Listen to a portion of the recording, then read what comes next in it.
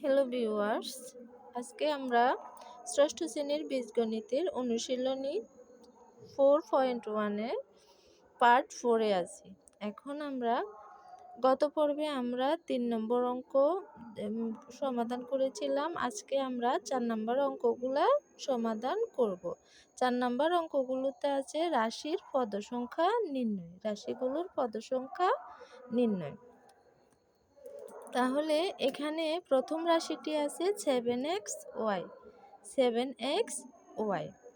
এটা হলো 7xy এর, এটা হচ্ছে যে 7xy রাশিটিতে পদসংখ্যা কয়টি। এখানে যেহেতু শুধু পদসংখ্যাটি চাওয়া হয়েছে, সেহেতু এখানে 7xy রাশিটির পদসংখ্যা একটি। তোমরা এখানে যেহেতু বীজগণিত করতেছো, সেহেতু এই যে এখানে আমি একটা লিখেছি, এটা কিন্তু 1 হবে, এটা বাংলাতে লিখলে হবে না। এরপর আছে 2 নম্বর অঙ্কটি। 2 নম্বর অঙ্কে আছে 2a প্লাস b রাশিটিতে পদসংখ্যা কয়টি। এখানে যেহেতু আমরা আগেই জেনেছি যে রাশিগুলোর পদ আলাদা করা হয় শুধুমাত্র প্লাস এবং মাইনাস দ্বারা। কি দ্বারা? শুধুমাত্র প্লাস এবং মাইনাস দ্বারা। সেক্ষেত্রে এখানে দুইটি পদসংখ্যা রয়েছে, একটা হলো 2a আর একটা হলো b। এরপর দেখো 3 নম্বর অঙ্কটি।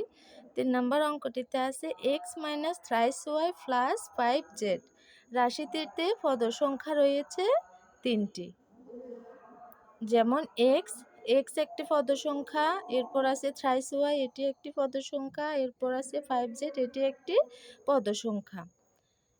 অ্যান্সার হবে 3।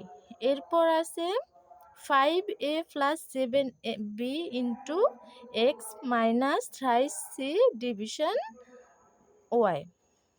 যেহেতু আমরা আগে জেনেছি যে শুধুমাত্র প্লাস এবং মাইনাস দ্বারা রাশিগুলোর পদ ভাগ করা হয়, সেহেতু এখানে এই যে 5a এটা একটি আলাদা পদ।